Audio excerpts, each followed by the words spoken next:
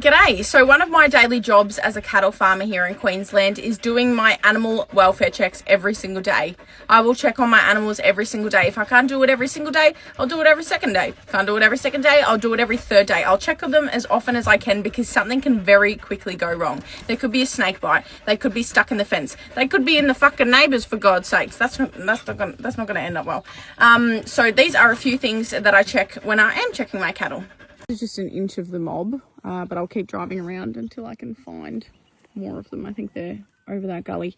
So the first thing I look for, so the first thing I do is I run the dogs around them, or I take the horse around them, or I take the buggy around them. I just want them all up and standing. There might be some that are lying down and they look comfortable, but they need to be stood up to make sure that they actually can get up. It is very common in my area for cattle to have a 3-day. So it's a 3-day sickness. They're a bit wobbly on their legs. They tend to just lie down for 3 days straight. And you know, it takes a bit for them to get up.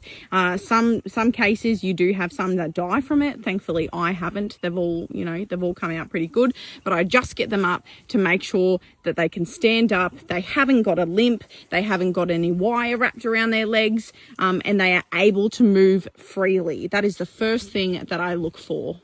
The next thing that I look for is bloat. I look to see if any are bloated. You will be able to spot it, trust me. I'll put a photo on the video right about now. So yeah, that's bloat. Look at these cattle. They're not bloated in the slightest. They will literally be circular if they were bloated.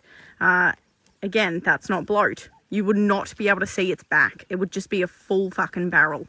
So yeah, next thing is bloat, which I haven't had any cases, thank fuck. Thirdly is swishy tails. So I want to see how often they are flicking their ears and they're swishing their tails. If it is very frequent, they have flies irritating them and they are not happy. Now this is pretty good.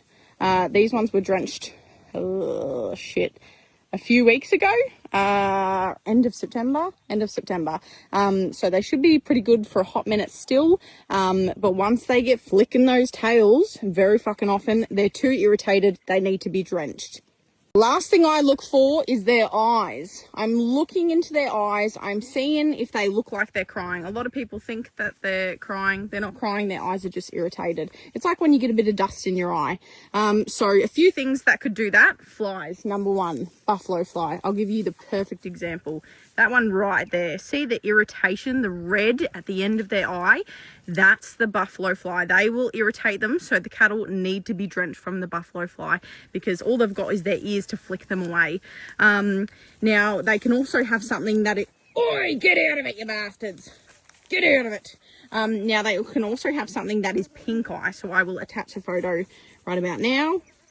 Yeah, that's pink eye. You'll be able to spot it. So that means that something has poked them in the eye. It's irritated their eye. They could have a grass seed in their eye. So then you need to get them into the crush. There's another one.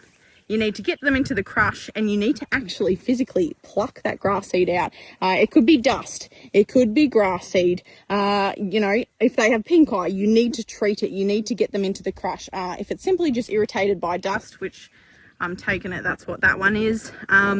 Because, you know, it hasn't got sunken eyes. It hasn't got a pink eye.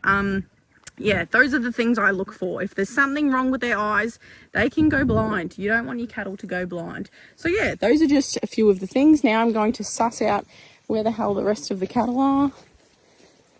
And make sure I have none stuck in a fence, stuck in a gully. They haven't, you know, cast themselves. They haven't gotten bitten by a snake. There was 2 snakes at my bloody back door yesterday, and there was a wild dog over on that side of the gully yesterday. So I just want to check them all over, make sure they're all happy and healthy.